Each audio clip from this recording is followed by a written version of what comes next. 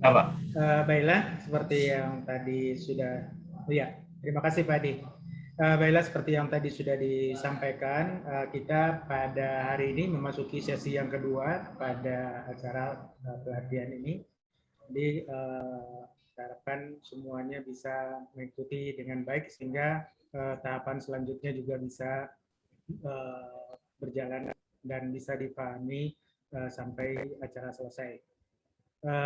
Untuk materi yang pertama yang akan saya sampaikan pada kesempatan ini adalah untuk sesuai dengan jadwal kita adalah analisis kebutuhan air.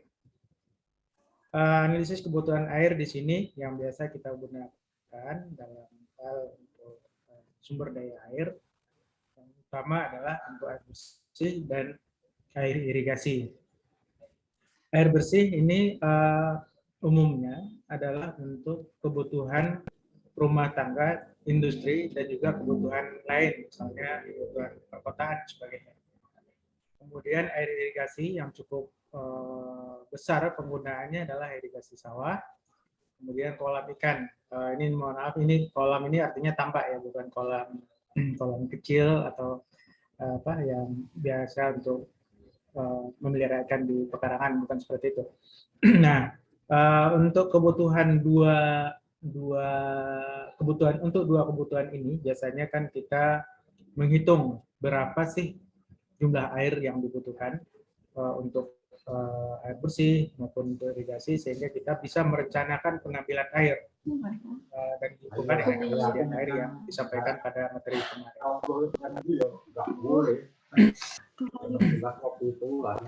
Baiklah, selanjutnya untuk kebutuhan bersih ini kita menggunakan beberapa asumsi atau beberapa pendekatan ya. Ada beberapa faktor penentu yang biasanya kita gunakan. Yang pertama adalah proyeksi penduduk. Karena untuk air bersih ini yang sangat dominan penggunaannya adalah untuk kebutuhan rumah tangga atau untuk kebutuhan manusia. Kemudian faktor lain adalah pemakaian air. Pemakaian air ini biasanya kita menggunakan satuannya liter per orang per hari.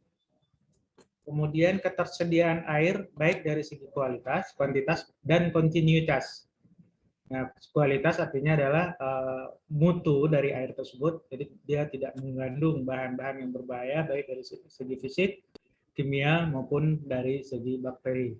Kemudian kuantitas, kontinuitas itu adalah jumlah, jadi jumlahnya juga harus dipenuhi berapa kebutuhan dari air bersih tersebut. Kemudian kontinuitasnya artinya keberlanjutan, jadi tidak sering mati, misalnya air dari PDAM atau dari sumber air yang lain hanya nyala beberapa jam dalam sehari, itu tidak kita harapkan atau dalam perencanaan itu tidak dilakukan. Kemudian kebiasaan penduduk setempat. Nah, ini faktor penentu yang berikut adalah kebiasaan penduduk setempat. Misalnya Anda atau mungkin ada orang yang biasanya berada atau hidup di tempat yang airnya sulit. Katakanlah kalau di Jogja mungkin di daerah Gunung Kidul ya. Kalau sekarang mungkin sudah cukup banyak airnya. Kalau dulu orang di Gunung Kidul kan airnya sedikit, mungkin mereka mandinya sehari cuma sekali gitu kan, atau mungkin 2 hari sekali barangkali ya. Tapi kalau mereka pindah ke kota, barangkali itu juga akan diterapkan. Artinya mereka juga akan berhemat menggunakan air, walaupun airnya cukup banyak, mereka tidak akan boros menggunakan air. Jadi ini kebiasaan penduduk setempat. Kemudian pola dan kehidupan. Biasanya di daerah perkotaan orang akan cenderung menggunakan air lebih banyak daripada di daerah pedesaan. Karena dia juga menggunakan air untuk selain untuk mencuci, cuci mobil, untuk taman dan sebagainya. Ini juga menggunakan air bersih dari sumber yang sama. Kemudian harga air. Jadi kalau harga air mahal, tentunya mereka juga akan melakukan penghematan. Kemudian teknis ketersediaan air di sini juga pengaruh. Misalnya kalau sekarang ada PNPM atau PNPM mandiri atau sejenis itu, air itu hanya mengalir dari bukit. Mereka tidak perlu menggunakan meteran misalnya, mereka cenderung agak boros menggunakan air. Kemudian keadaan sosial ekonomi penduduk setempat ini juga berpengaruh. Kemudian berikutnya adalah dasar perhitungan. Nah, perkiraan kebutuhan air berdasarkan pada data sekedar sosial ekonomi dan kebutuhan air diklasifikasikan berdasarkan aktivitas masyarakat.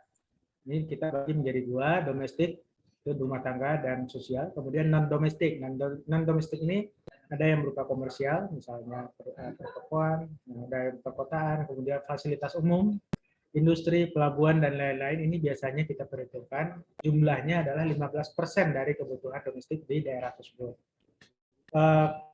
Selanjutnya ini untuk kriteria perencanaan air bersih. Yang biasa kita gunakan adalah sesuai dengan Permen PU. Ini kategori berdasarkan jumlah penduduk ya. Kotanya dibagi menjadi 4, ada kota metropolitan, kota besar, kota sedang, kota kecil. Ini berdasarkan jumlah penduduk yang bermukim di tempat tersebut. Kemudian ada desa di sini, desa ini kecil dari 20.000 bisa kita gunakan seperti itu. Kemudian untuk konsumsi unit sambungan rumah atau SR, saya silakan sambungan rumah itu SR ya, liter per orang per hari. Ini akan kelihatan lebih besar di kota metropolitan daripada kota besar dan kota lainnya, dan dibanding dengan di desa dia juga akan lebih besar. Kemudian konsumsi unit hidran atau HU, hidran umum ya, hidran umum ini dalam liter per orang per hari juga. Sini kita anggap sama, antara 20 sampai 40 liter per orang per hari. Kemudian konsumsi unit non domestik. Nah, di sini ada perbedaan. Mungkin nanti bisa dilihat secara detail di sini. Ada perbedaan, ini agak kecil, ini agak besar. Industri besar, kemudian pariwisata. Kemudian kehilangan air, ini biasanya kita gunakan standar 20-30%. Artinya kehilangan air di sini adalah bisa saja ada kebocoran. Kalau itu jaringan perpipaan ada kebocoran. Kemudian juga mungkin ada pencurian air, orang tidak membayar rekening. Artinya tidak tercatat. Itu kita anggap kehilangan air. Atau mungkin penyebab-penyebab lain. Barangkali ada efisiensi dari pipa dan peralatan juga. Kemudian faktor hari maksimum. Ini kita gunakan 1,15 sampai 1,25% dari kebutuhan harian. Kemudian faktor jam puncak, ini juga berbeda-beda. Faktor jam puncak ini maksudnya adalah ketika jam-jam tertentu penggunaan air itu jauh lebih besar daripada jam yang lain. Misalnya kalau di daerah perkotaan orang sering bekerja di luar rumah, jadi penggunaan airnya itu mungkin banyak di pagi hari dan sore hari misalnya sampai malam hari, itu mereka menggunakan air yang maksimum. Kemudian jumlah jiwa per SR kita menggunakan asumsi 5 orang per rumah, persambungan rumah. Kemudian jumlah jiwa per HU itu 100. Kemudian di pedesaan ini kita gunakan 200 karena ada kemungkinan di daerah pedesaan itu belum semuanya tersambung dengan jaringan air bersih. Kemudian sisa tekanan di penyediaan distribusi ini 10 meter. Artinya kalau pipa itu kita buka, kita sambungkan dengan selang, selang itu akan terisi sampai ketinggian 10 meter. Jadi tekanan itu sampai 10 meter. Itu standar yang kita gunakan. Walaupun kadang-kadang di PDAM itu standar tekanan itu kadang-kadang kurang ya. Mungkin karena banyaknya penggunaan atau barangkali penyebab lain. Kemudian jam operasi kita gunakan 24 jam dalam sehari. Kemudian volume reservoir itu dalam persen maksimum penggunaan kebutuhan harian itu 15-25%. Kemudian perbandingan sambungan rumah dengan hidran umum di sini untuk kota metropolitan 50-50 dan seterusnya, untuk kota kecil dan di pedesaan itu 70-30. Jadi di sini sambungan rumah lebih tinggi daripada hidran umum. Kemudian cakupan pelayanan di sini kita menggunakan 90%. Artinya ada kemungkinan 10%-nya itu tidak menggunakan sumber air yang kita sediakan. Mungkin mereka punya sumur sendiri atau mungkin menampung dari air hujan atau sumur bor dan sebagainya. Untuk kebutuhan air non domestik Untuk kategori kota 1, 2, dan 3 dan 4 tadi ya. 1, 2, 3, dan 4 maksudnya di sini. Metropolitan, kota besar, kota sedang, dan kota kecil. Nah, untuk sektor ini, sektornya sekolah, ada rumah sakit, dan seterusnya, ini nilai kebutuhan airnya yang biasa kita gunakan. Misalnya sekolah ini 10 liter per murid per hari.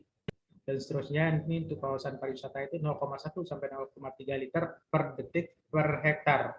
Jadi satuan ini bisa dilihat di sini ya, ini ada yang per hari, ada yang per hektar.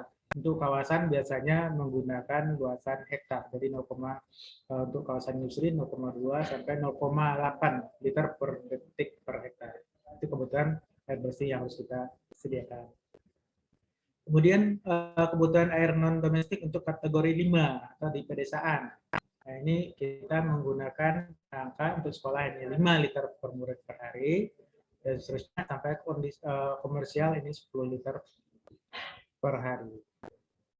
Ini untuk kebutuhan air non-domestik. Untuk kategori yang lain, di sini lapangan terbang, ini 10 liter per orang per hari, kemudian pelabuhan sekian, stasiun kereta api dan terminal bus, kemudian kawasan industri. Ini jumlah kawasan industri ini dalam liter per hektar, detik per hektar juga ya, sama seperti yang di atas tadi. Selanjutnya kita lihat untuk proyeksi penduduk.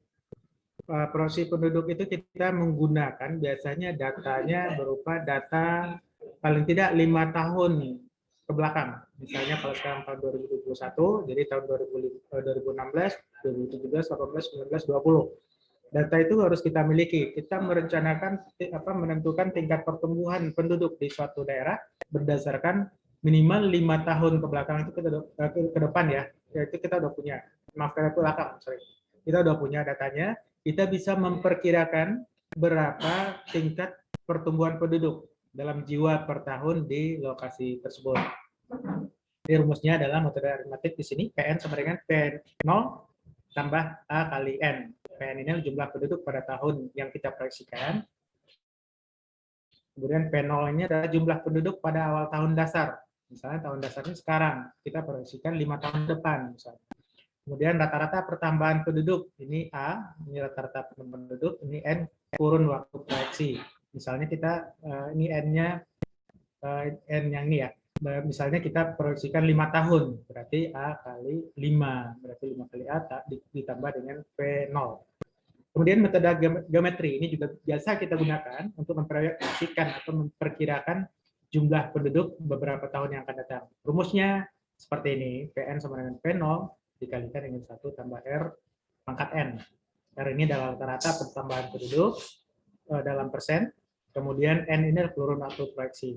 Nanti kita peroleh berapa nilai dari jumlah penduduk yang kita hitung tersebut. Ini untuk kebutuhan air non-domestik. Ini yang pertama adalah besarnya kebutuhan air non-domestik menurut jumlah penduduk. Kriteria jumlah penduduk ini besar dari 500.000, jumlah kebutuhan air non-domestiknya adalah 40% dari kebutuhan rumah tangga. Kemudian antara 100.000 sampai 500.000, 35%, dan lebih kecil dari 100.000 kita menggunakan angka 25% dari kebutuhan rumah tangga. Kemudian besar kebutuhan air perkotaan menurut kepadatan penduduk, di sini juga bisa kita lihat antara besar dari 100 jiwa per hektar itu kebutuhannya 25 sampai 35% dari kebutuhan air rumah tangga, kemudian antara 50 sampai 100 itu 20 sampai 50%, kecil dari 50 itu 15 sampai 30%. Nah, ini juga kita harus perhitungkan ya untuk perkotaan, selain dari untuk kebutuhan rumah tangga, kebutuhan industri, itu perkotaan. Kemudian untuk kebutuhan air bersih untuk industri ini, ada aturan juga yang biasa kita gunakan. Di sini industri-industrinya ada berapa? Ada industri rumah tangga, industri kecil, ini jenis prosesnya di sini tidak disebutkan. Kemudian industri sedang, ini yang kita masukkan industri sedang ada minuman ringan, industri es, kecap, ini kebutuhannya bervariasi. Ini ada 1.600 sampai 11.200 liter per hari. Kemudian untuk industri besar, minuman ringan, di sini industri pembekuan ikan dan biota perairan lainnya, ini juga kita ada jumlah atau nilai kebutuhan liter per hari yang harus disediakan untuk industri tersebut. Kemudian industri tekstil di sini tidak terlalu besar angkanya, tapi ini dalam satuan liter per kapita ya, liter per kapita per hari. Ini proses pengolahan tekstil, ini 400 sampai 700 liter per kapita per hari. Itu untuk kebutuhan air bersih.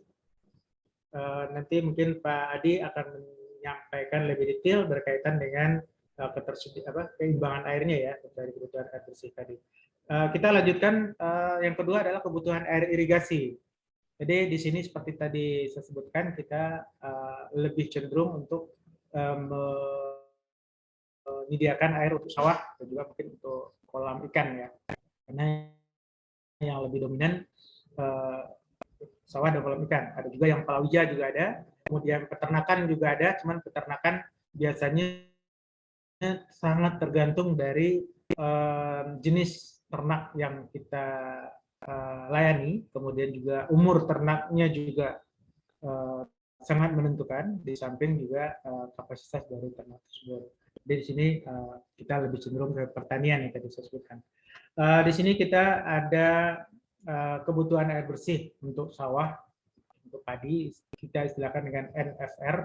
NFR ini rumusnya adalah etanol, evapotranspirasi potensial ditambah dengan ini penggunaan konsumtif ya, kemudian ditambah dengan P, perkolasi atau kehilangan air, dikurangi dengan RE. RE ini curah hujan, kemudian ditambah dengan WLR. Nah, kemudian air irigasi WRD ini adalah IR NFR per E. Ini adalah efisiensi. Efisiensi artinya misalnya katakanlah efisiensinya 80%, berarti kita harus membagi nilai tadi itu dengan 80%. Jadi air yang kita sediakan harus lebih banyak. Kemudian kebutuhan air irigasi untuk palawija ini adalah IR sama dengan ETC dikurangi RE dibagi dengan efisiensi tadi. Ini untuk satuannya bisa kita lihat di sini ETC C ini koefisien rata-ratanya, kemudian etanol, P itu kehilangan air, kemudian RE adalah curah hujan efektif. Nah, kemarin mungkin masih ingat kemarin kita sampaikan ada curah hujan efektif itu yang mempengaruhi. Kalau untuk pertanian kita biasa menggunakan curah hujannya itu hitungan per 2 minggu. Kemarin Pak Adi juga menyampaikan per 2 minggu kita akan melihat ketersediaan air untuk pertanian. Jadi bulan Januari 2 minggu pertama, kemudian bulan Januari 2 minggu kedua, dan seterusnya Februari sampai Desember. Baiklah, saya lanjutkan dengan cara perhitungan kebutuhan air di sawah. Untuk parameter yang digunakan ada koefisien tanaman. Koefisien tanaman atau KC. Koefisien tanaman ini sangat tergantung dari jenis tanamannya. Kalau tanamannya padi beda dengan tanamannya palawija misalnya, atau beda lagi dengan tanaman tebu misalnya, seperti itu. Kemudian efisiensi irigasi, ini tadi efisiensi irigasi juga kita harus perhatikan. Kalau penyediaan air untuk irigasi, adalah untuk sawah atau untuk kolam ikan atau tambak ikan, kita harus memperhatikan nilai efisiensi ini, karena efisiensi ini adalah kecilnya efisiensi akibat adanya kehilangan air di perjalanan dalam pelayanan irigasi tersebut.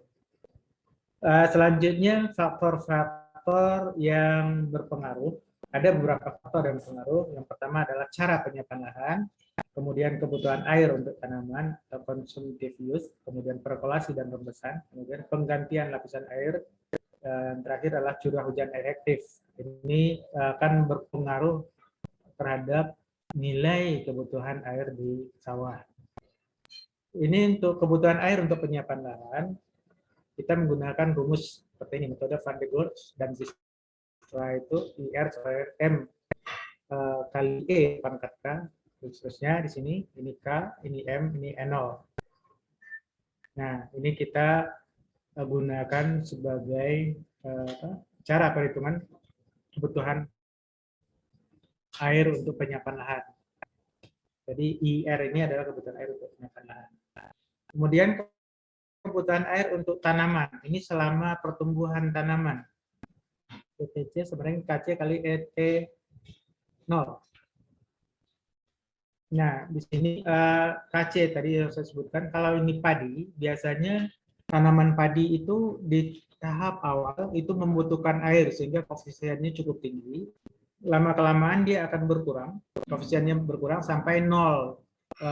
Beberapa minggu sebelum panen, koefisiennya 0, artinya dia tidak membutuhkan air lagi. Kalau ada hujan biasanya tidak bermasalah juga, tapi tidak perlu kita airi lagi seperti itu. Kemudian evapotranspirasi potensial. Etanol ini kita hitung dengan menggunakan rumus Penman. Rumus Penman ini yang biasanya kita gunakan untuk menghitung kebutuhan air untuk tanaman padi. Dan bisa juga untuk palawija juga ada, tapi ini khusus untuk yang tanaman padi yang saya sampaikan di sini. Ini untuk evaluasi potensial dengan metode Penman modifikasi. Ini data yang kita gunakan adalah data kondisi cuaca. Di sini ada temperatur dalam derajat Celcius, kecepatan angin dalam knot, kemudian kecepatan angin dalam kilometer per jam per hari, maaf. Kemudian ada rumus di sini. Angkanya ini saya contohkan antara bulan Januari sampai Juni saja ya, tapi biasanya kita hitung itu dari Januari sampai Desember. Dan seterusnya ini sampai ke bawah. Ini ada juga tabel. Ini tabel ini ada tabelnya, tapi di sini tidak perlu saya sampaikan. Ini juga ada tabel di sini yang menentukan letak garis lintang daerah tersebut. Jadi daerah yang berada di daerah di khatulistiwa atau dekat dengan khatulistiwa, di situ cenderung suhu udaranya panas pada bulan-bulan tertentu, mungkin bulan Maret dan bulan September itu cukup tinggi suhunya di daerah khatulistiwa sehingga penguapannya juga semakin tinggi. Ini juga pengaruh dari nilai RA ini. Di sini kita lihat hasil di bawah ini adalah potensi penguapan per hari itu 3,97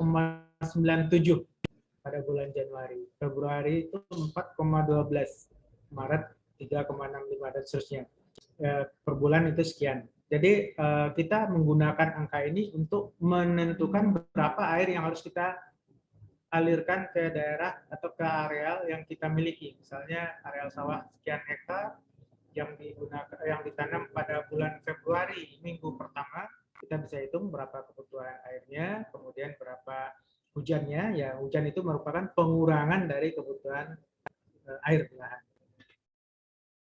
Kemudian ada perkolasi dan rembesan.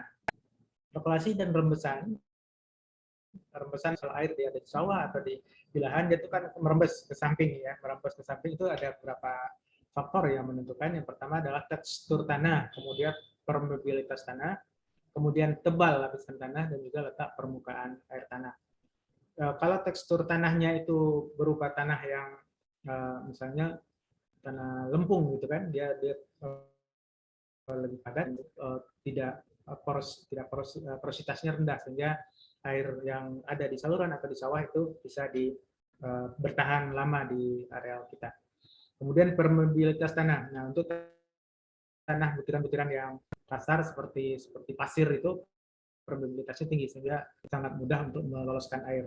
Atau kalau misalnya kita sawahnya di daerah rawa-rawa, biasanya kalau rawa-rawa itu kan bahan pembentuknya itu dari tanah-tanah gambut yang cenderung porositasnya cukup tinggi. Kemudian tebal lapisan tanah, ini juga pengaruh, dan letak permukaan air tanah. Nah, ketika permukaan air tanah itu cukup tinggi, biasanya permeabilitasnya relatif lebih rendah. Kalau permukaan air tanah ini cukup rendah atau dalam, biasanya permeabilitasnya jadi tinggi. Selanjutnya, ya ini untuk perhitungan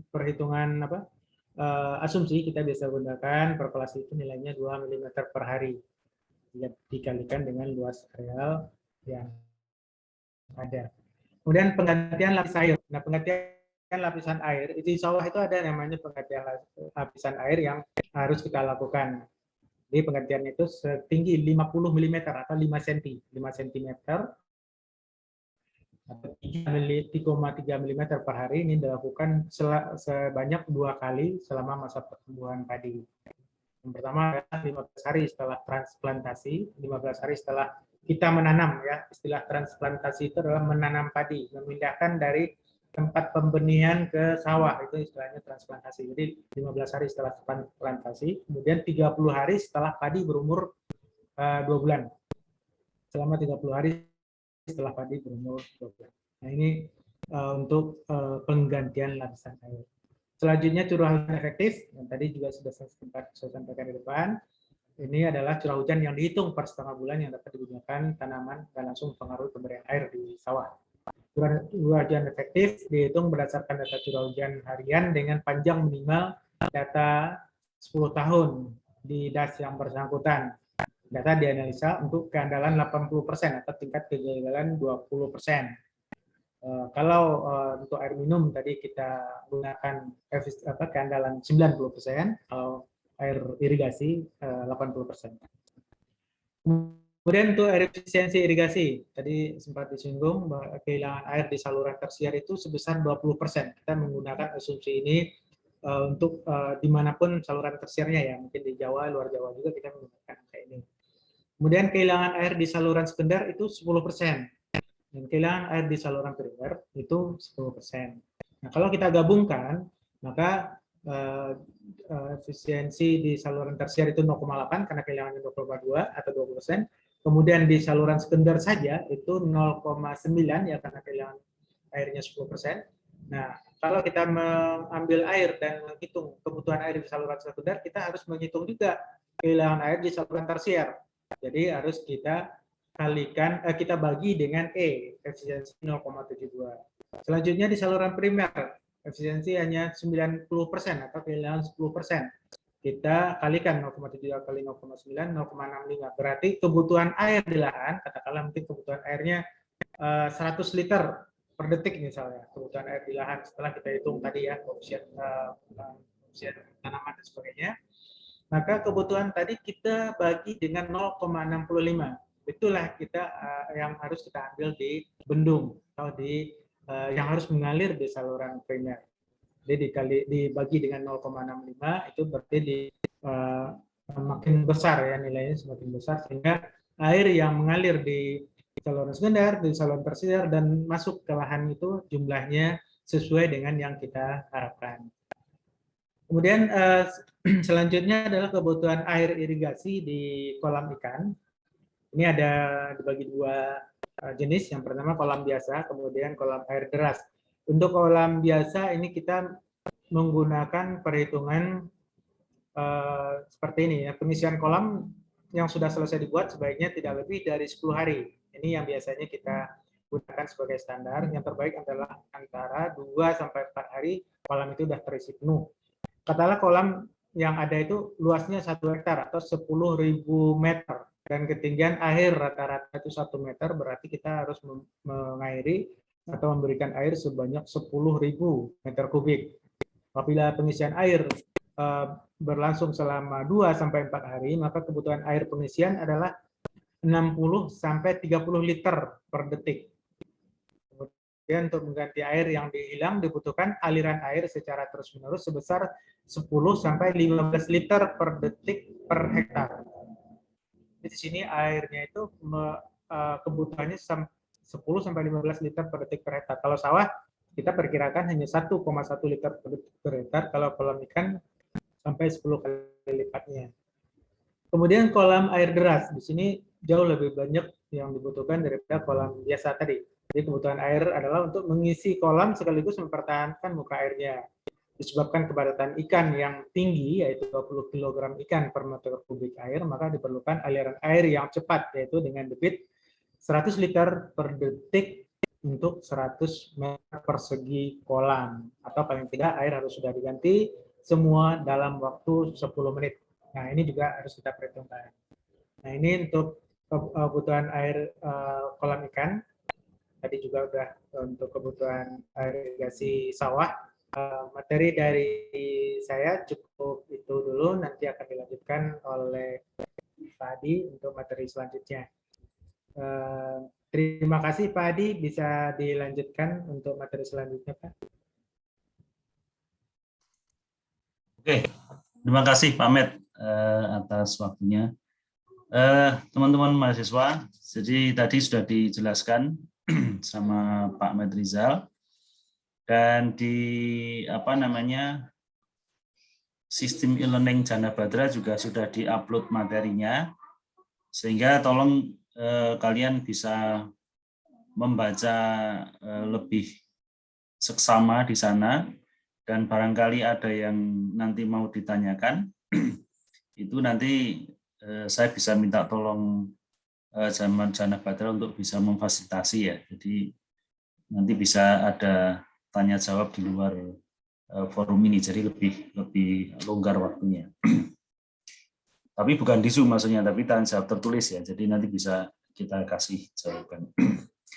Baik, sekarang giliran saya untuk melanjutkan apa yang sudah disampaikan oleh Pak Medrizal.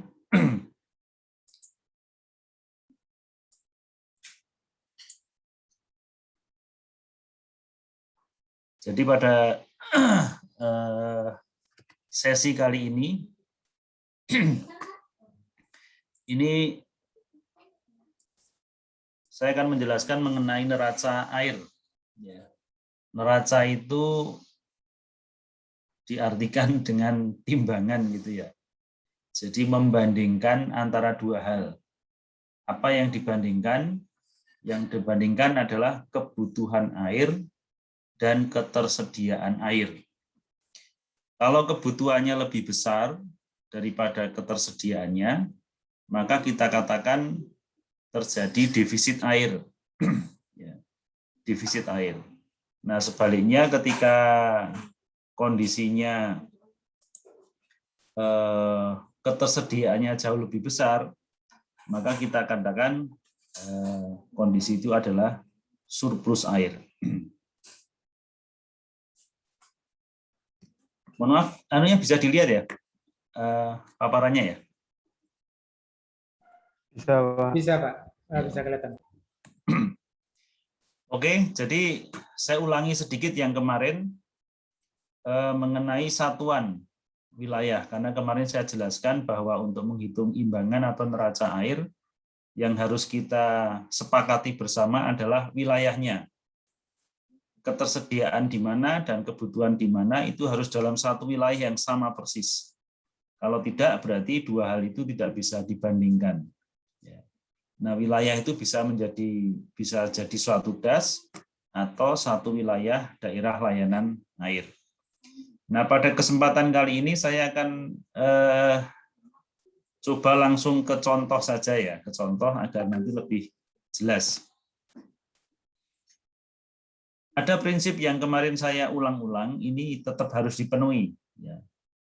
Ketersediaan air dari aspek waktu, ruang, jumlah, dan mutu dalam perencanaan dan pengembangan sumber daya air ini tetap harus dipegang, karena ini prinsip utama yang harus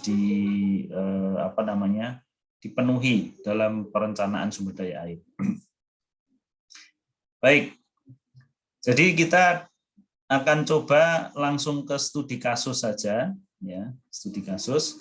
Teman-teman bisa melihat ini peta ini adalah peta Batam dan Bintan. Ya.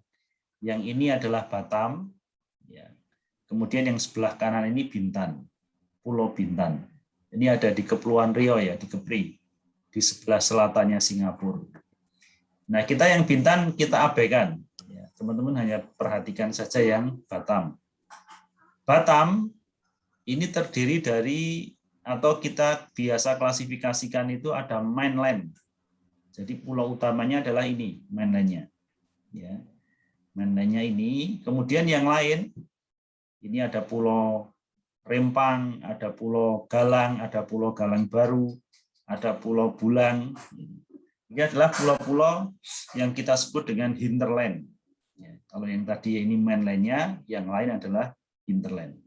Nah, terkait dengan batasan wilayah tadi, saya akan coba buat batasan itu adalah nanti satu sistem pulau Batam ini. Ini sebenarnya terdiri dari beberapa das kecil-kecil, Cuma nanti kita gabung. Kenapa kita gabung? Karena antar satu das satu dengan das yang lain itu hanya dibatasi oleh punggung-punggung bukit yang tidak terlalu tinggi, sehingga air dari satu das bisa ditransport ke das yang lain atau dipindahkan ke das yang lain.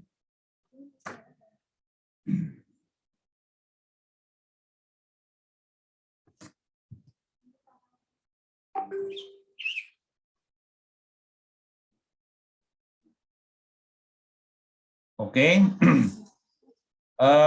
yang berikutnya ini kok ada, maaf,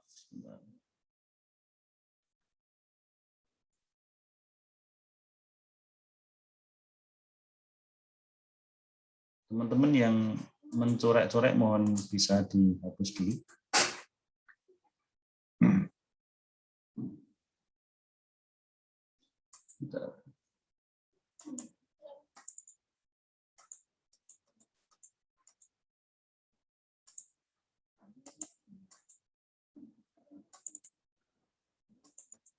Saya, ya udah, saya lanjutkan.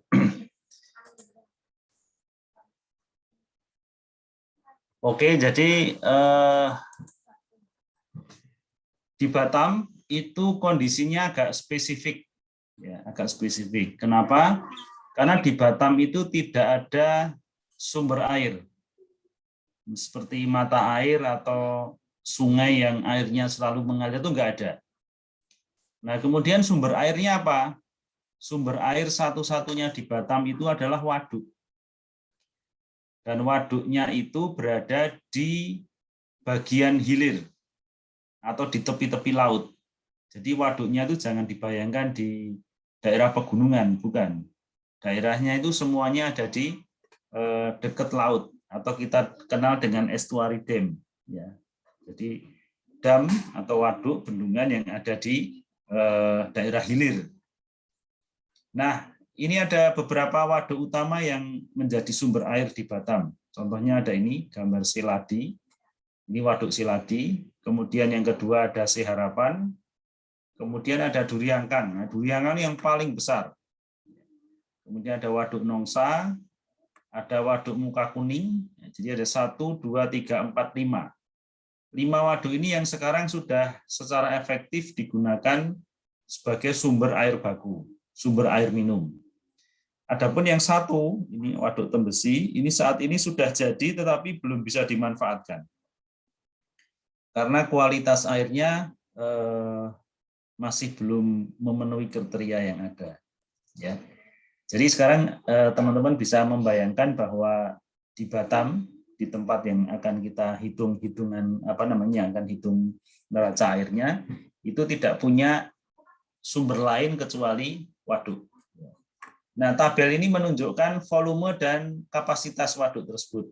Ya, Muka Kuning bisa menghasilkan 310 liter per detik. Duriangkang ini paling besar, 2.200 liter per detik atau 2,2 meter kubik dan seterusnya. Dulu ada waduk Baloi namanya, tetapi sekarang waduk itu sudah tercemar sehingga tidak bisa digunakan lagi. Oke.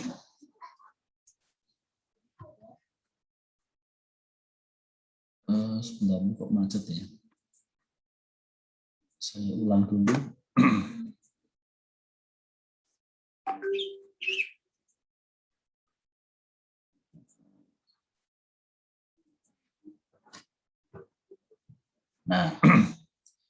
Nah, kalau kita hitung ketersediaan air dengan cara yang kemarin sudah saya jelaskan, ya, maka grafiknya dalam 1 tahun bisa teman-teman lihat di grafik batang yang warnanya biru. Nah, yang warnanya biru ini adalah fluktuasi ketersediaan air selama 1 tahun, mulai dari Januari sampai dengan Desember untuk seluruh wilayah Batam. Ya. Namun air ini adalah merupakan potensi yang semuanya belum bisa ditampung di waduk karena ada yang langsung mengalir ke laut. Nah, saat ini dengan 5 waduk yang ada itu baru bisa menampung kurang lebih 3,2 meter kubik per detik. Ya, jadi yang Yang warna orange ini adalah kapasitas terpasang atau air yang sudah bisa diambil melalui waduk-waduk tadi. Sementara potensinya masih jauh di atas kapasitas yang bisa diambil. Bisa dipahami ya, jadi yang biru ini adalah potensi yang ada dari hujan, kemudian waduk itu baru bisa menampung kurang lebih 3,25 meter kubik per detik. Jadi misalnya ini 9, ini 3 kan baru dipakai sepertiganya. Oke, itu gambarannya seperti itu dari ketersediaannya. Ya. Jadi nanti yang kita bandingkan dengan kebutuhannya, bukan potensinya, tetapi air yang bisa diambil dari waduk. Itu yang nanti kita bandingkan dengan kebutuhannya. Karena kalau potensinya ini kan airnya ada tapi kan terbuang ke laut. Jadi tidak bisa kita bandingkan. Sekarang kita mau sedikit mengulas tadi hitungannya Pak Metrizal tadi. Yang pertama adalah kebutuhannya dulu. Kalau menghitung kebutuhan penduduk tadi sudah dijelaskan secara panjang lebar oleh Pak Met, yang menjadi data utamanya adalah jumlah penduduk. Jadi kalau kita lihat ini jumlah penduduk tahun 2018, 23 diproyeksikan setiap 5 tahun. Ini perkembangan penduduknya. Ini sudah dibagi atau datanya sudah per kecamatan. Jadi ada 12 kecamatan yang ada di Batam atau di kota Batam. Nah, teman-teman bisa lihat peta di atas. Peta di atas ini menunjukkan jumlah penduduk di masing-masing kecamatan. Kalau semakin hijau itu artinya jumlah penduduknya semakin sedikit kecamatan tersebut. Semakin kuning, semakin merah, maka jumlah penduduknya semakin banyak. Nah, di tahun 2018 itu hanya ada hijau, kuning sedikit ya, kemudian kecoklatan. Kemudian 2023 ini semakin gelap warnanya, artinya jumlah penduduknya semakin bertambah. 5 tahun berikutnya semakin bertambah, mulai ada merah. Kemudian 2023 merahnya semakin banyak, yang tadinya hijau sudah semakin mendekati kuning. Dan di tahun 2038 itu jumlah penduduknya sudah sangat banyak, ya, hampir naik 2 kali lebih ya, 2 kali lebih dari 1.200.000 menjadi 3.700.000. Itu sangat banyak pertambahan penduduk. Nah, penduduk ini yang nanti harus dipenuhi kebutuhan airnya. Ya, dasarnya apa? Tadi sudah disampaikan. Dasarnya ada kriteria sekian liter per orang per hari, ya, tergantung dari besar kecilnya kota. Ya, kalau tidak salah untuk analisis ini digunakan 100 sampai 110 liter per orang per hari. Nah, di samping jumlah penduduk, ada faktor lain yang kita gunakan untuk menghitung kebutuhannya.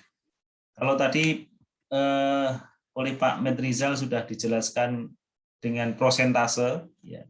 Jadi di samping penduduk tadi ada kebutuhan air perkotaan dan kebutuhan air untuk industri. Ya. Nah, jadi kalau tidak salah tadi angkanya 15% ya dari angka domestik gitu ya. Nah, di samping itu biasanya di daerah tersebut ada yang namanya rencana tata ruang.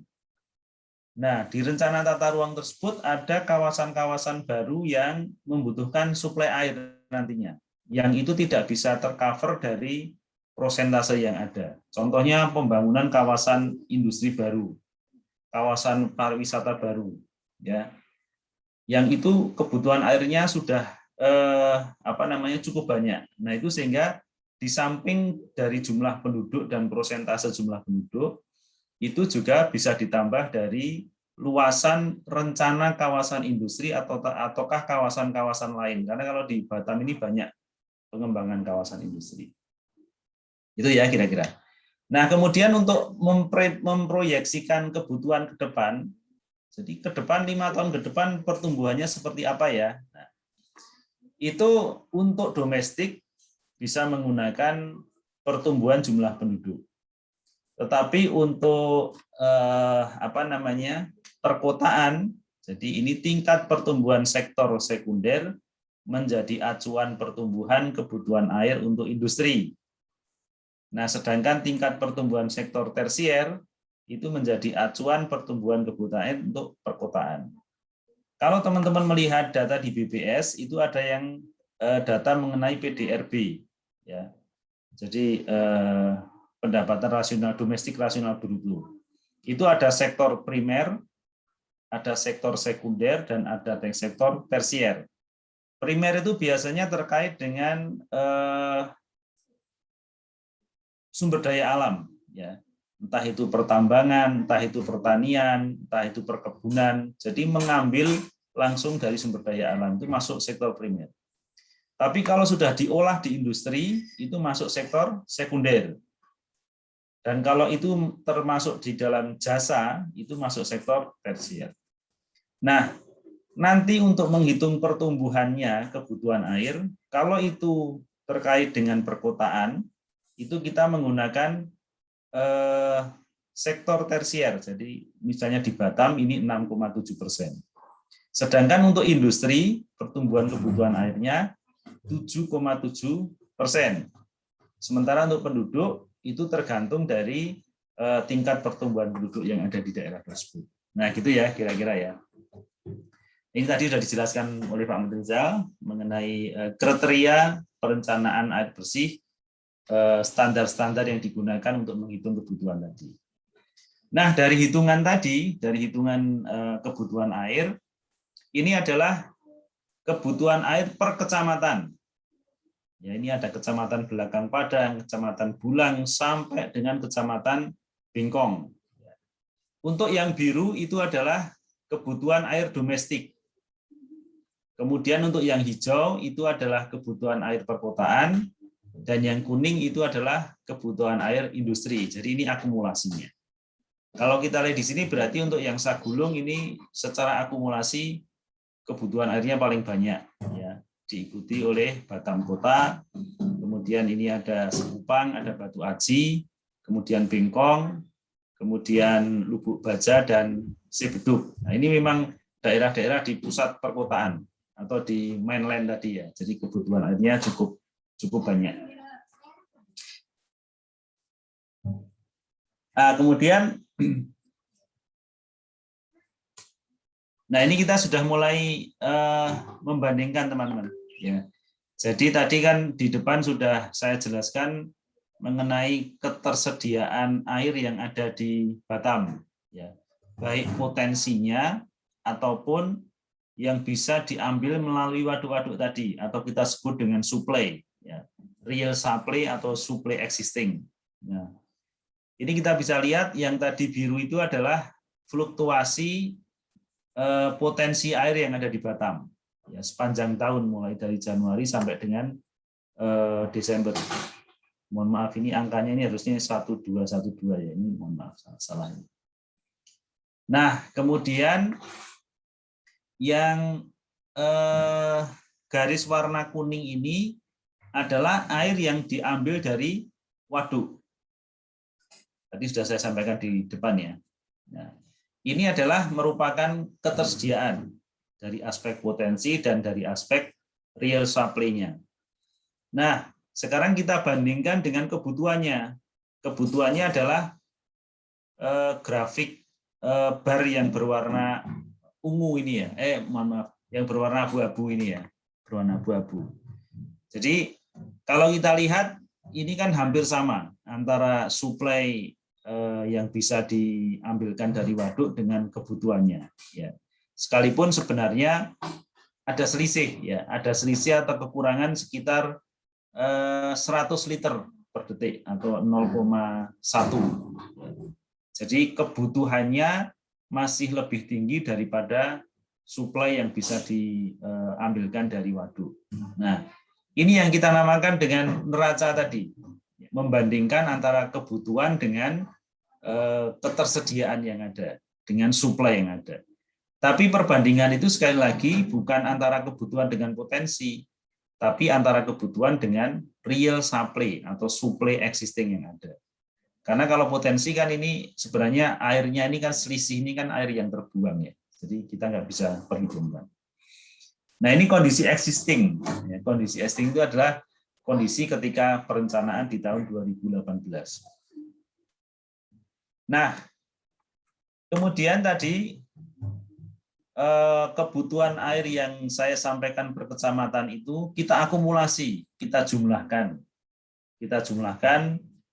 dalam satu grafik gitu ya, sehingga bisa dilihat di tahun 2017 dan tahun 2018 ini.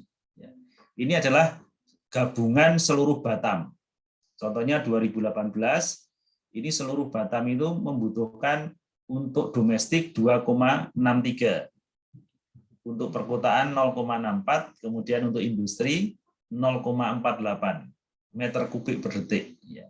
Atau totalnya ya kurang lebih 3,25 tadi, 3,35. Ya, jadi posisinya di sini. Nah, untuk perencanaan ke depan kita harus menghitung pertumbuhannya. Kalau di tahun 2018 itu sekitar 3,35 meter kubik per detik, maka 5 tahun ke depan berapa pertumbuhannya atau kebutuhannya? 5 tahun berikutnya atau 10 tahun berikutnya berapa? 15 tahun, 20 tahun berikutnya berapa kebutuhannya? Nah, itu harus dihitung. Nah, dengan standar yang ada tadi, jadi penduduk dihitung berdasarkan pertumbuhan penduduk, kemudian yang hijau ini yang perkotaan, kebutuhan perkotaan, ini dihitung berdasarkan sektor tersier, kemudian yang kuning pertumbuhan kebutuhan airnya dihitung berdasarkan sektor sekunder, ya. Maka kita bisa lihat bahwa di akhir perencanaan,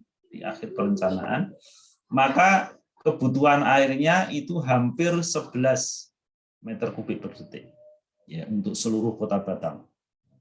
Sementara tadi kita tahu bahwa dengan seluruh waduk yang ada saat ini itu baru bisa memenuhi sekitar 3,25, jadi garisnya di sini. Sehingga kalau kita tidak melakukan apa-apa, maka akan ketahuan imbangan airnya atau neraca airnya. Coba nanti kita lihat ya. Nah, ini. Nah, ini saya kasih gambaran agar teman-teman bisa membandingkan ya. Untuk yang abu-abu, ini adalah kebutuhan air di tahun 2018. Untuk yang biru muda, ini kebutuhan air untuk 2038 atau 20 tahun yang akan datang. Ya. Jadi perbedaannya bisa dilihat ya. Ini sepanjang tahun kebutuhannya semacam itu. Nah, kemudian yang garis warna orange ini adalah pemenuhan atau suplai ketika tahun 2018. Nah, yang warna kuning yang atas ini adalah suplai di tahun 2038. Rencananya seperti itu. Nah, yang perlu teman-teman mahasiswa perhatikan adalah ternyata ini di atas garis yang ada. Garisnya kan di sini. Ini garis air yang bisa dihasilkan dari air hujan. Maka ketika di sini itu kebutuhannya jauh di atas potensi air hujan yang ada.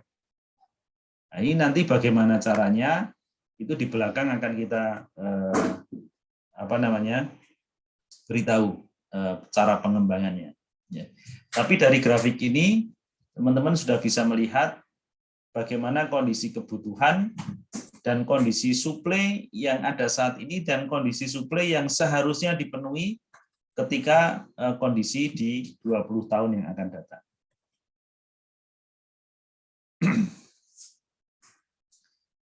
Nah, ini gambaran tadi. Ya, ini peta-peta ini adalah menunjukkan skala defisit. Ya, skala defisit. Tadi kan kebutuhan airnya sangat tinggi dan apabila tidak dilakukan penambahan suplai, maka kondisinya bisa dilihat di peta-peta ini. Ya, peta ini adalah menunjukkan peta defisit di tahun 2018. Ketika tidak ada penambahan suplai sementara kebutuhannya naik, maka kondisinya akan semakin merah. Ya. Di 2038 semakin merah lagi, ya, terutama di daerah-daerah yang memang kebutuhan airnya sangat tinggi. Nah, Yang hijau-hijau ini memang daerah hinterland ya, yang saat ini jumlah penduduknya memang sangat sedikit. Jadi pasti sangat masih hijau kondisi. Nah, oke. Nah, ini penting, mohon diperhatikan ya. Untuk yang grafik balok ya atau bar chart ini sudah saya jelaskan di depan. Ini adalah kebutuhan air mulai dari tahun 2017, 2018, kemudian 5 tahun ini sampai 20 tahun ke depan. Ya. Jadi kebutuhan airnya kurang lebih ya 10, ya 10, sekian gitu ya. Atau hampir 11 Nah, ketika kita tidak melakukan penambahan suplai, maka posisi suplainya bisa digambarkan seperti garis titik-titik ini. Nah, ini ya. Nah, ini suplainya di sini. Sehingga ketika di tahun 2023 ada selisih. Nah, selisih inilah neraca airnya. Berarti ada minus air sebesar ini. Ya.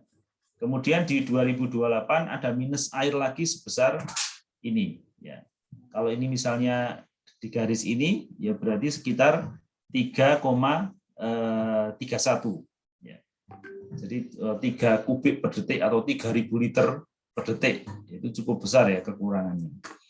Nanti di 2023 semakin tinggi lagi defisitnya ketika nggak melakukan apa-apa.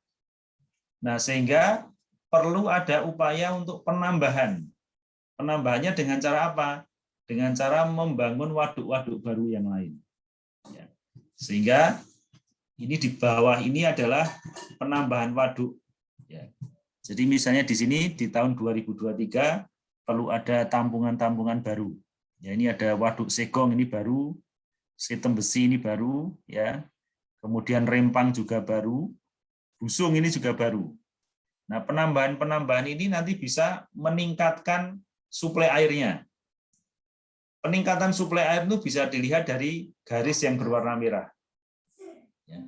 Garis berwarna merah semakin 5 tahun, setiap 5 tahun akan mengalami kenaikan. Nah, kenaikan ini diakibatkan karena ada pembangunan waduk-waduk baru tadi. Ya.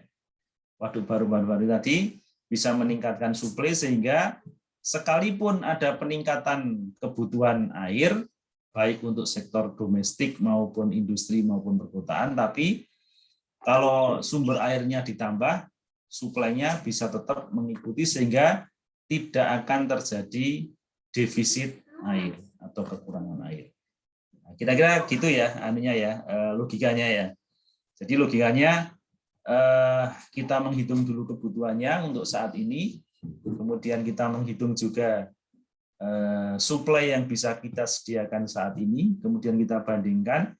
Ketika terjadi defisit, maka kita harus berpikir bagaimana upayanya. Bisa membuat waduk, bisa membuat intake, bisa memompa dari sungai, dan lain sebagainya. Cuman karena Batam ini nggak ada sungai, nggak ada mata air, mau tidak mau harus membangun waduk baru. Termasuk ini, Busung ini ya. Busung ini adalah waduk yang letaknya di pulau sebelah, di Pulau Bintan, yang nanti akan dialirkan ke Pulau Batam. Gitu ya. Nah, ini gambaran ini adalah gambaran mengenai neraca air. Ya. Jadi perbandingan antara kebutuhan dan suplai yang bisa diberikan untuk memenuhi kebutuhan tersebut. Nah, ini skemanya. Teman-teman mahasiswa sekalian, jadi nanti di paparan yang sudah saya bagikan itu teman-teman bisa lebih mencermati lagi ya. Yang bulat-bulat ini adalah kecamatan ya, kecamatan yang ada di sana. Kemudian ini kan saya bagi 3 nih lingkaran ini ya. Yang paling atas itu menunjukkan kebutuhan airnya. Jadi misalnya ini ya Kecamatan Batu Ampar kebutuhan airnya 0,59. Kemudian yang sebelah kiri B itu adalah dari air permukaan. Ya, dari waduk tadi. Kemudian yang sebelah kanan ini dari air tanah. Karena nggak ada ya nilainya pasti 0. Nah, kemudian waduk-waduk yang berwarna-warni ini adalah sesuai dengan tahun pembangunannya. Ya. Ini kan mulai dari existing, yang warna hitam itu berarti yang ada saat ini. Kemudian yang warna merah itu 5 tahun pertama, yang warna kuning itu 10 tahun, kemudian 15 tahun dan 20 tahun. Nah, itu pembangunan waduknya semacam itu. Semakin tambah waduk nanti akan dialirkan dengan sistem yang ada sehingga semuanya bisa terpenuhi kebutuhan airnya. Jadi gitu ya. Jadi sudah jelas. Tadi sudah kita hitung ketersediaannya, sudah kita hitung kebutuhannya, kemudian sudah kita bandingkan, dan ketika ada defisit, maka kita sudah mengupayakan rencana apa yang akan kita lakukan.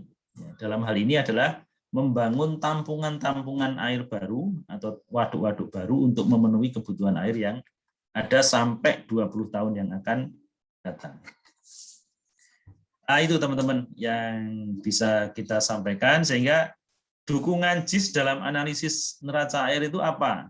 Pertama, itu kita butuh pembuatan delineasi DAS. Itu nanti butuh GIS. Kemudian pembuatan peta sungai, ya, ataupun alur-alur sungai dan arah. Kalau di GIS tidak hanya alur sungainya, tapi nanti teman-teman akan diajari arah alirannya. Jadi bisa men-tracing kemana alirannya. Kemudian yang berikutnya, ketika termasuk di peta sungai, itu ketika teman-teman membuat satu bangunan di sebuah sungai, maka langsung bisa di-tracing sungai mana saja ke atas ke arah hulu yang terpengaruh. Itu juga nanti di JIS akan dijelaskan. Yang berikutnya pembuatan peta polygonation. Ini untuk analisis hujannya. Itu nanti akan diajarkan juga. Kemudian pembuatan peta perkembangan jumlah penduduk. Ya, tadi sudah saya sampaikan di depan contohnya. Peta defisit air juga tadi sudah ada skalatisasinya sudah dijelaskan. Kemudian pembuatan peta lokasi waduk. Nah, ini perlu. Ya, jadi biar tahu aspek pemenuhan dari aspek ruang tadi, waduknya di mana, kemudian lokasi yang akan dipenuhi itu di mana, itu harus saling terkoneksi dengan baik. Nah, itu kalau kita melihat di peta, itu akan jauh lebih mudah. Kemudian yang berikutnya adalah rencana tampungan waduk. Kalau melihat peta topografi, nanti teman-teman langsung bisa menentukan mana-mana lokasi yang berpotensi untuk dijadikan waduk baru, karena bentuknya berupa cekungan-cekungan. Nah, itu nanti juga bisa dibantu dengan dukungan aplikasi JIS. Ya, aplikasi JIS. Kemudian satu lagi teman-teman, ini sebagai tambahan saja, sebagai tambahan. Suatu saat nanti teman-teman akan dikenalkan dengan yang namanya virtual water. Ya, virtual water. Virtual water itu salah satu definisinya itu didefinisikan sebagai air yang digunakan pada proses produksi suatu produk, baik itu agriculture ataupun industri tersebut. Artinya gini, orang sudah menghitung untuk makan satu buah tomat itu sesungguhnya teman-teman mahasiswa harus menyediakan atau mengalokasikan 13 liter air. Bisa dibayangkan itu, 13 liter air ya. Kalau aqua yang sedang itu kan 600 atau setengah liter. Berarti ya 26 aqua sedang. Ya. Itu hanya untuk menghasilkan 1 biji tomat. Ya. Kalau kentang itu lebih banyak, 25 liter air. Untuk menghasilkan 1 cangkir teh,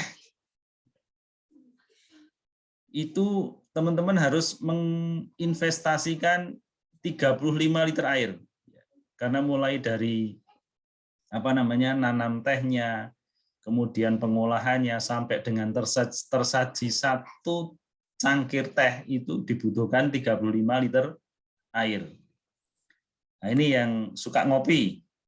Yang suka ngopi lebih banyak lagi. Kalau teh itu 35 liter air, kalau kopi itu 140 liter air, jauh lebih banyak. Teman-teman yang suka makan telur, goreng satu telur itu sama dengan atau butuh 135 liter air. Jadi sesungguhnya untuk menghasilkan satu produk yang ada di meja makan kita itu sangat banyak air yang dibutuhkan.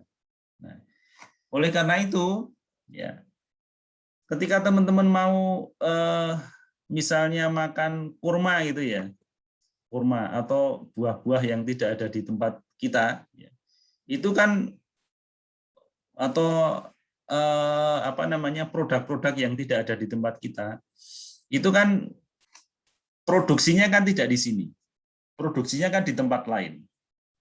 Tetapi kemudian kita memanfaatkannya, kita membeli untuk kita konsumsi di daerah sini.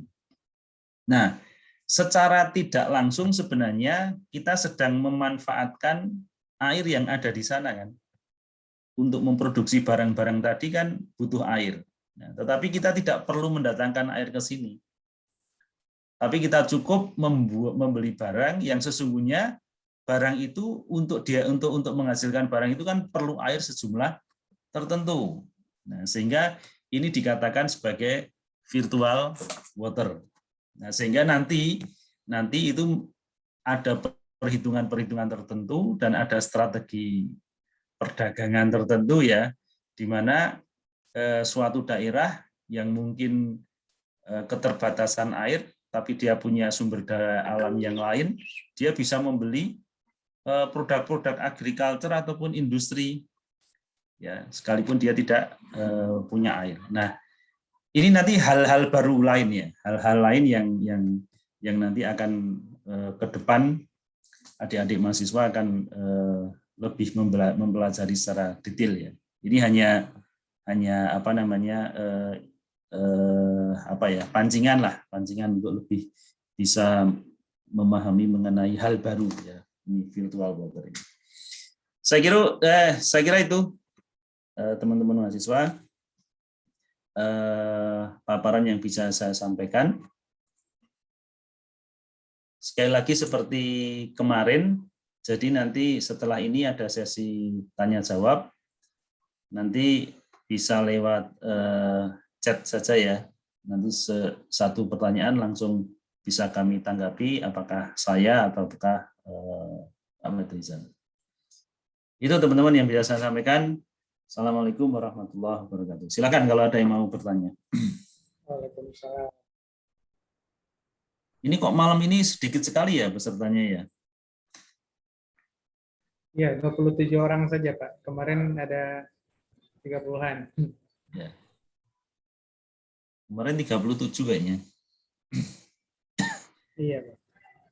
Silakan teman-teman.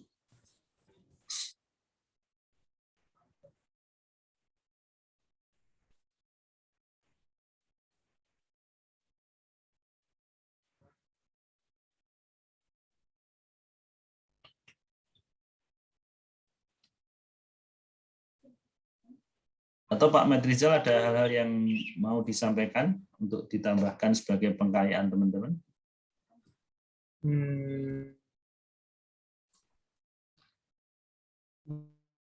Mungkin ini Pak ya.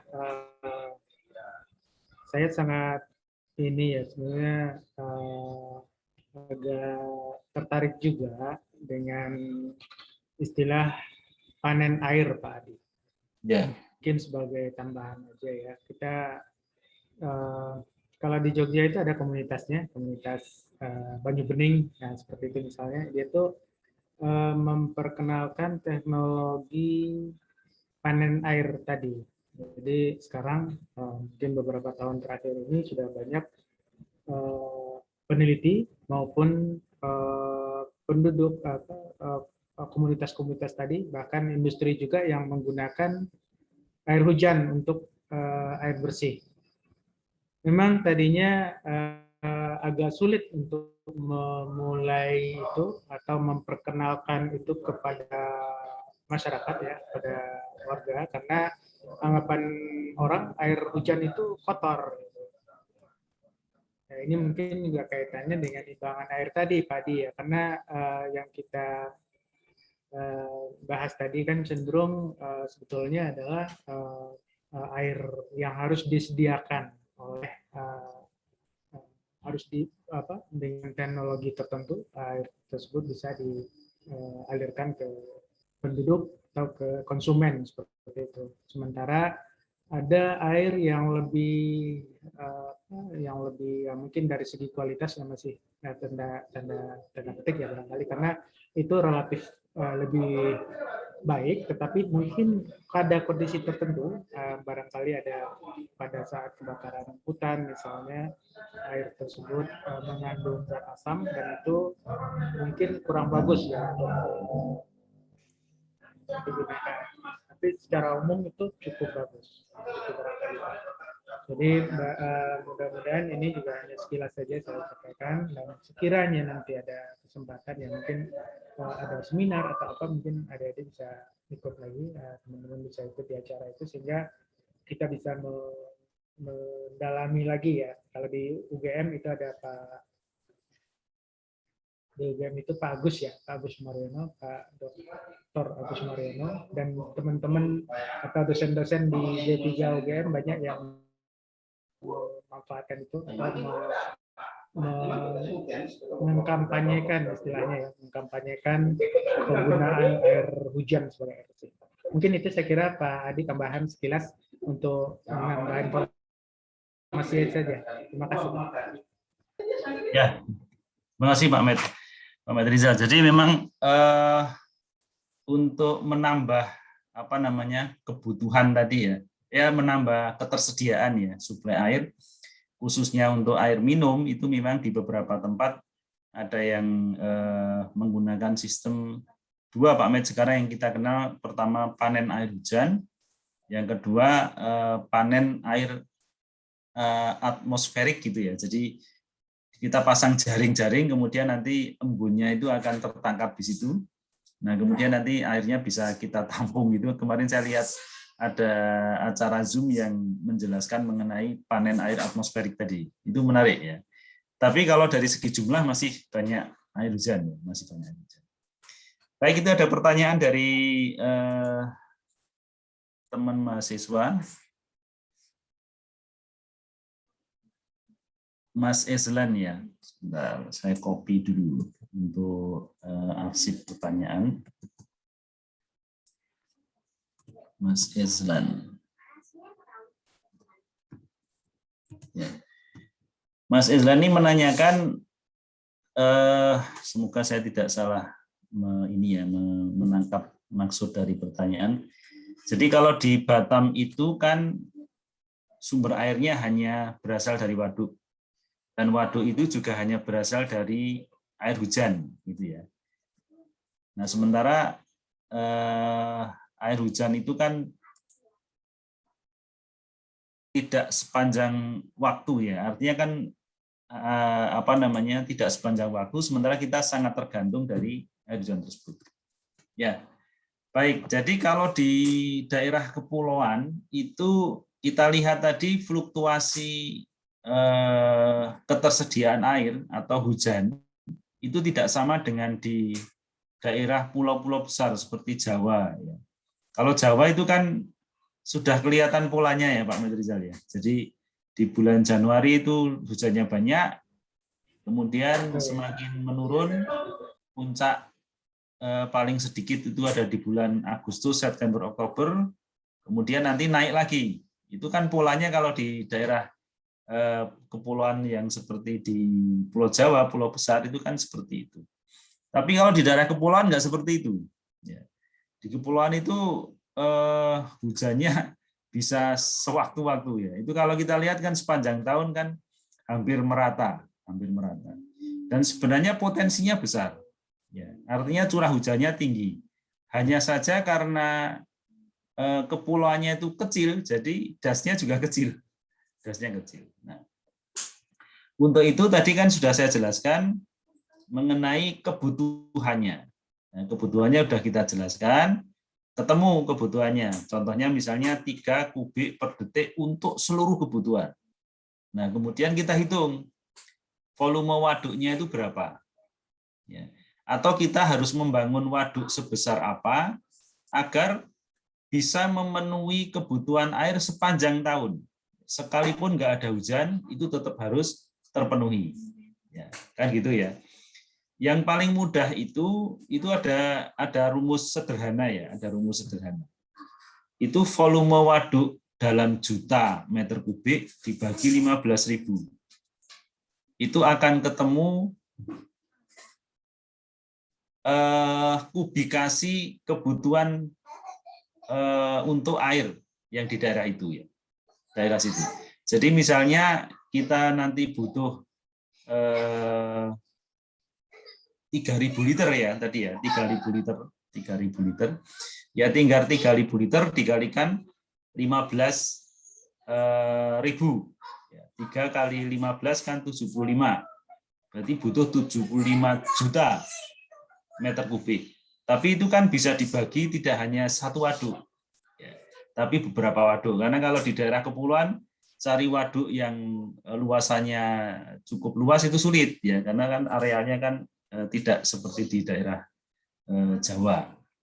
Sehingga volume yang penting ketemu volumenya. Kita butuh sekian, ya, kemudian ternyata dari potensi hujan itu nanti kita bisa hitung, volume waduk yang kita butuhkan adalah sekian. Dari perhitungan itu kan kita bisa perkirakan untuk memenuhi supaya tidak terjadi kekurangan air, maka saya harus membangun waduk dengan jumlah volume sekian. Seperti yang di Batam tadi. Di Batam tadi kan kalaupun ada defisit kan kecil. Itu karena mungkin bisa jadi efisiensinya ya. Atau memang ada beberapa kebutuhan yang seharusnya artinya terjadi pemborosan di beberapa wilayah. Nah, itu ya. Jadi yang seharusnya menurut rencana itu terpenuhi, tapi ada beberapa yang tidak terpenuhi. Tapi intinya itu Mas, jadi intinya bahwa tadi kita sudah menghitung dalam satuan meter kubik per detik, kemudian nanti kita hitung berapa volume waduk yang kita butuhkan untuk memenuhi kebutuhannya. Termasuk ketika tidak ada hujan. Jadi kan kita menghitungnya sudah setahun. Setahun itu artinya baik waktu ada hujan ataupun tidak ada hujan. Itu Mas, saya kira Mas. Silakan yang lain kalau ada yang mau bertanya. Mungkin sedikit tambahan oleh Pak Adi ya. Silakan ya, silakan. Masih di wilayah Batam. 2 tahun lalu saya ada kegiatan di sana, tapi bukan di Pulau Batamnya, kebetulan di Pulau Penyengat. Di sana mereka menggunakan teknologi namanya itu SWRO, jadi penyulingan air laut menjadi air tawar. Itu mungkin salah satu teknologi yang biasa juga digunakan di daerah pulau-pulau kecil ya. Kalau nggak salah di Singapura itu juga mereka sebagian menggunakan air itu untuk kebutuhan masyarakatnya. Jadi pulau-pulau yang terutama pulau-pulau kecil yang sampaikan Pak Adi tadi sumber airnya sangat terbatas. Kalaupun dibikin sumur bor belum tentu ketemu air tawar, mungkin ketemu air payau atau air asin gitu. Mungkin itu aja Pak Adi. Terima kasih.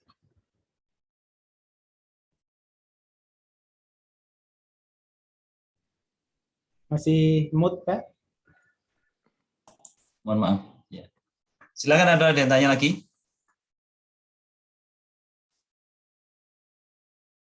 Ya, tadi yang disampaikan Pak Ahmad Rizal betul ya. Itu Pulau Penyengat ada masuknya ke Bintan, Pak, itu, Pak.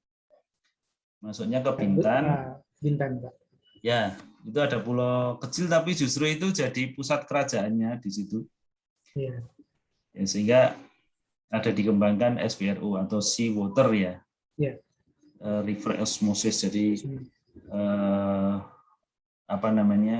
meng-RO-kan gitu ya, meng-RO-kan air laut. Cuman memang gini teman-teman mahasiswa, untuk saat ini teknologi untuk mengubah air laut menjadi air tawar itu masih cukup mahal dibandingkan jika kita menggunakan sumber-sumber air tawar sekalipun harus mengolah itu Pak Med ya. Betul, iya Pak. Jadi masih lebih mahal. Contohnya Singapura ya. Singapura itu kalau tidak keliru itu 60% itu mengambil dari Malaysia. Mengambil dari Malaysia. Ya. Kemudian 60% dari Malaysia, kemudian 20% dari tempatnya sendiri. Dia punya kolam atau waduk sendiri tapi kecil. Kemudian 10% itu dari RO. Dari RO. Kemudian 10% yang lain dari recycle. Jadi memang recycle sama RO itu masih dinilai lebih mahal ya, lebih mahal karena mereka sekarang masih mengambil air dari Johor. Jadi negara yang artinya semaju Singapura saja saat ini masih memilih untuk menggunakan air tawar sekalipun jauh, itu kan jauh sekali dari Malaysia ngambilnya. Jadi 60% dari Malaysia, kemudian 20% dari tempatnya sendiri, 10% dari recycle dan 10% lagi dari RO. Silakan teman-teman kalau ada yang bertanya.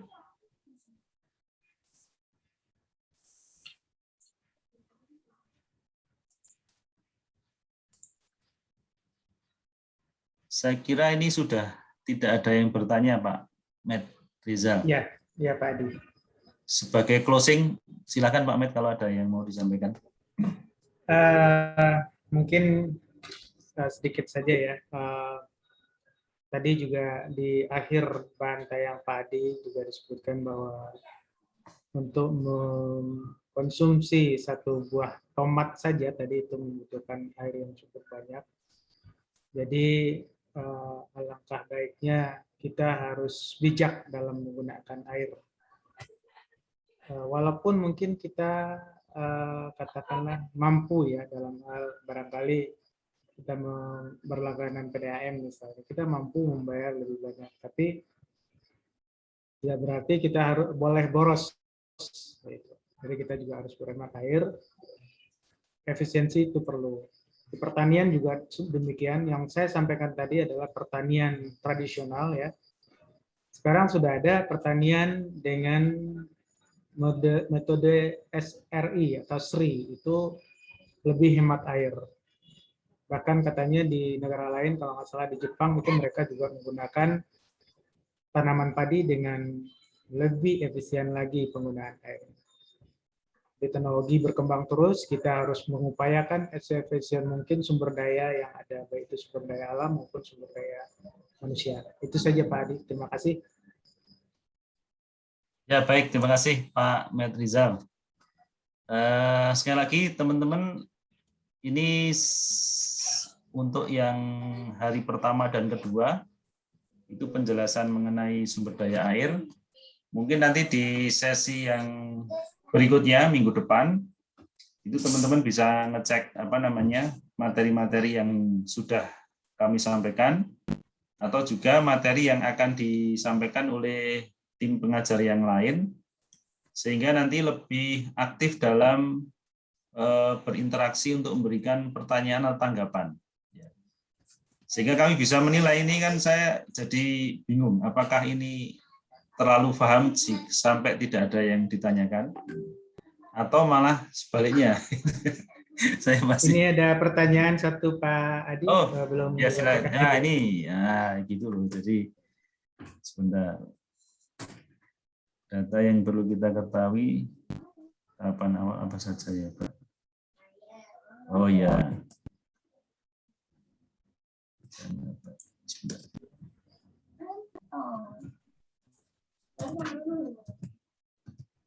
Ya baik.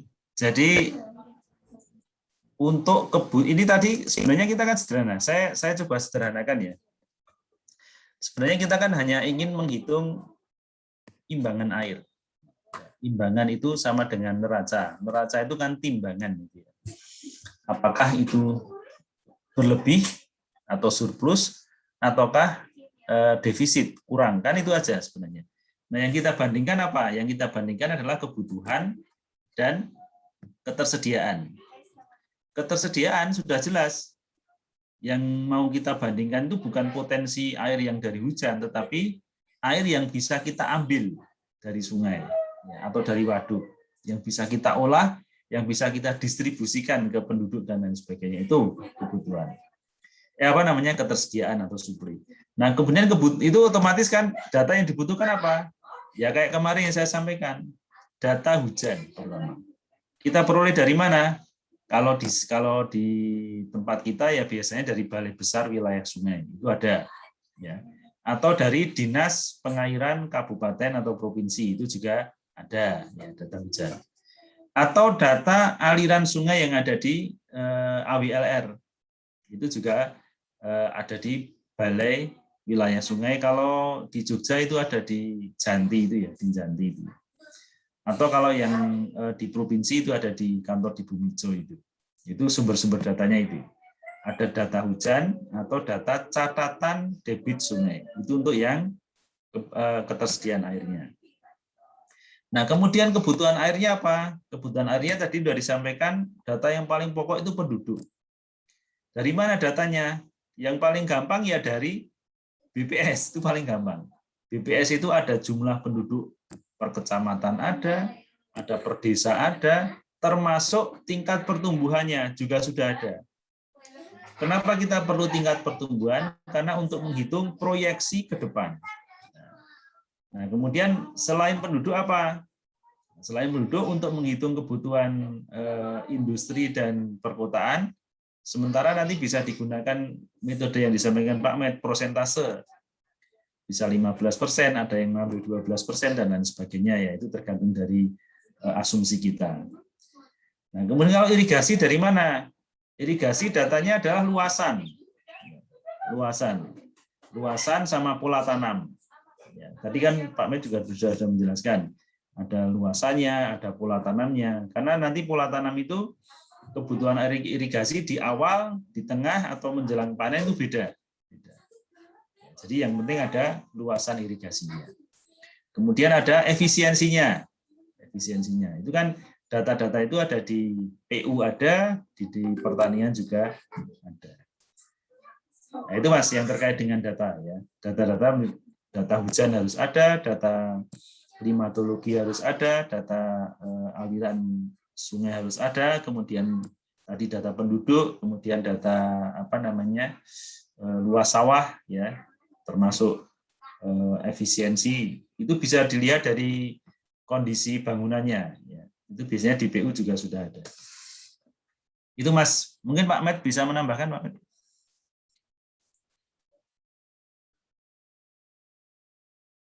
Kalau untuk data saya kira yang disampaikan Pak Adi tadi sudah lengkap. Jadi biasanya kalau untuk data penduduk tadi dari data statistik kita biasanya hitung sendiri juga ya, kadang-kadang dalam 5 tahun terakhir seperti itu. Kalau untuk data hujan 10 tahun terakhir, data curah hujan harian.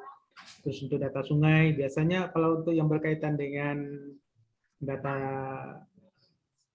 sungai, kemudian hujan, kemudian juga debit sungai itu mata air dan sebagainya itu di Balai Wilayah Sungai biasanya sudah lengkap. Jadi di situ ada semacam pusat data ya, bagian hidrologi atau bagian apa biasanya mungkin beda-beda ya. Kalau di beberapa balai itu saya lihat namanya bagian hidrologi. Jadi di situ ada mereka punya di mana mereka menempatkan stasiun curah hujan, kemudian data apa saja, mungkin data iklim, data kecepatan angin, data suhu udara, kemudian lama penyinaran matahari, itu mereka biasanya punya.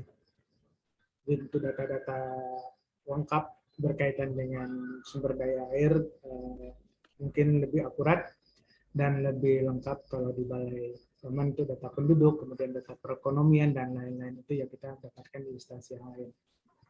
Yang lebih umum kita biasanya memang menggunakan data dari BPS itu ya Pak Adi ya, Badan Pusat Statistik. Ada kecamatan dalam angka, kabupaten dalam angka, kota, provinsi dalam angka, itu yang kita gunakan. Walaupun sebenarnya yang mereka tampilkan itu tidak semuanya melalui sensus yang ada di tahun bersangkutan. Mereka juga menggunakan proyeksi sebenarnya. Jadi mereka tidak melakukan sensus itu setiap tahun.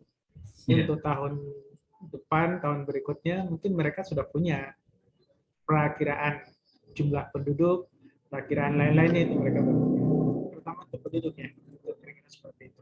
Kalau yang lain-lain seperti data curah hujan, kadang-kadang juga ada di BPS itu, tapi itu kan mereka berdasarkan pencatatan juga. Dan kita biasanya lebih cenderung menggunakan dari instansi yang terkait, baik itu dari Dinas PU maupun dari Balai Sungai. Itu saja Pak Adi, terima kasih Pak. Baik. Sekali lagi teman-teman, jadi terutama nih yang sipil ya, yang sipil.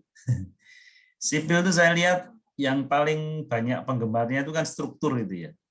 Struktur, kemudian di situ ada transport, manajemen konstruksi itu paling banyak penggemarnya.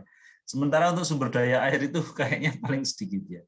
Padahal sebenarnya ini bidang yang menurut saya sangat menarik ya. Sangat menarik, banyak hal yang bisa kita kembangkan ya. Dan teknologi-teknologi baru yang terkait dengan pengelolaan sumber daya air juga sangat banyak. Jadi saya kira teman-teman yang ikut dalam pelatihan ini bisa memperdalam lagi untuk bisa menjadikan tema-tema ini menjadi bahan skripsi, ya, bahan skripsi atau tulisan-tulisan ilmiah adik-adik mahasiswa. Karena di bidang sumber daya air ini terus terang dibandingkan dengan konsentrasi yang lain ya, transportasi dan lain, struktur dan Menkon itu paling sedikit saya kira. Sehingga saya harap ini bisa menjadi wawasan baru dan menambah keinginan buat adik-adik sekalian untuk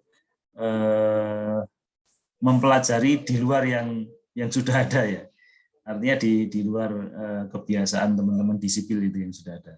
Artinya sumber daya air ini merupakan bidang yang sama-sama menjanjikan dibandingkan dengan bidang yang lain. Saya kira itu.